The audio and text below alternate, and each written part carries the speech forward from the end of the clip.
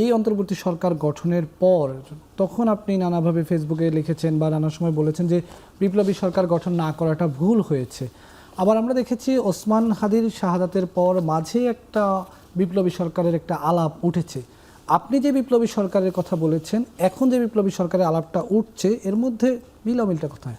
আচ্ছা, আপনার আমি কিছু আপনার শব্দ এবং ধারণাগত একটু বলে, যেটা আমি বলিনি আসলে।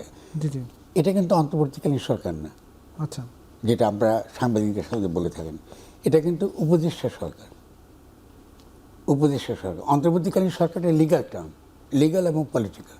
লিগাল টার্ম কোনো একটা গণ অভ্যুত্থান যখন হয়, তখন গণ অভ্যুত্থান হওয়ার মানে হলো যে পুরনো ব্যবস্থা চলে গেছে, এখন নতুন ব্যবস্থা তৈরি করতে হবে, গঠন করতে হবে নতুন করে রাষ্ট্রকে।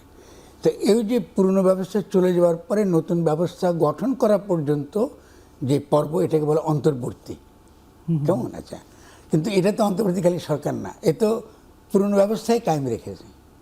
সে তো শেখ হাসিনার সংবিধানকে রক্ষা করেছে, পুরনো ব্যবস্থায় রক্ষা করেছে। ফলে এবং বলেছে যে এই সংবিধান রক্ষার শপথও নিয়েছে। এবং সে কী বলেছে? সে বলেছে যে এটা আমি রক্ষা করব। এবং এই চিফপুর উপদেষ্টা শেখ হাসিনা নিয়োজিত প্রেসিডেন্টের তারা উপদেষ্টা। ফলে এটা সেনার সমর্থিত উপদেষ্টা সরকার। মানে এটা কিন্তু খুব গুরুত্বপূর্ণ, কারণ এই এই এই বিভ্রান্তি বাংলাদেশের গণমাধ্যম করেছে। এটা খুব খেয়াল করতে হবে আপনাকে। আর ২ নম্বর যে প্রশ্নটা কী ছিল এরপরে, যে বিপ্লবী সরকার। আচ্ছা, বিপ্লবী সরকার আমি কখনো বলিনি শব্দটা। সবসময় বলেছি গণ অভ্যুত্থানের পরে যেটা আসে, এটাকে বলে কনস্টিটিউয়েন্ট পাওয়ার, মানে গাঠনিক ক্ষমতা।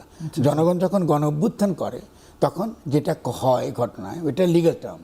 কনস্টিটিউয়েন্ট পাওয়ারও একটা লিগ্যাল এবং রাজনৈতিক একটা বর্গ, খুব গুরুত্বপূর্ণ বিষয়। তো এর মানে হলো যে জনগণ ইতিমধ্যে সে যে সার্বভৌম শক্তি রাজনীতির, এটা সে প্রমাণ করেছে গণ অভ্যুত্থানের মধ্যে দিয়ে।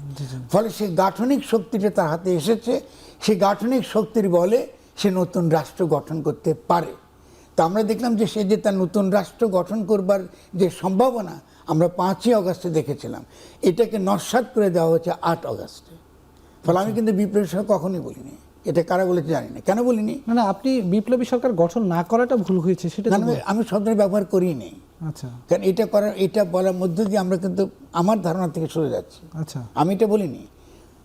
এখন আমি কি বলছি, গণ অভ্যুত্থান মানে আমাদেরকে বিপ্লবটা কথাটা পরে বলি না। আমরা বিপ্লব কথা বলতে খুব পছন্দ করি, বিপ্লব আমি খুব কমই বলি। শব্দটা হচ্ছে গণ অভ্যুত্থান।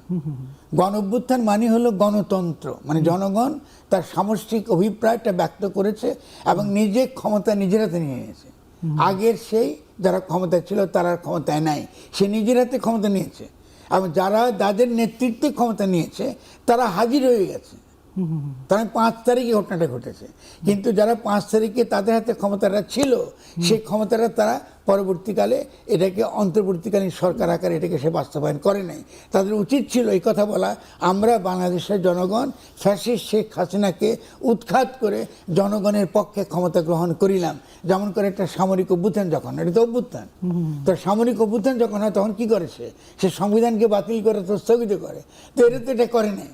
এটা না করে ৮ তারিখে কী করলো? ডক্টর ইউনূসকে নিয়ে এসে পুরনো শেখ হাসিনার ফ্যাসিস্ট ব্যবস্থাটাই কায়েম রাখলো।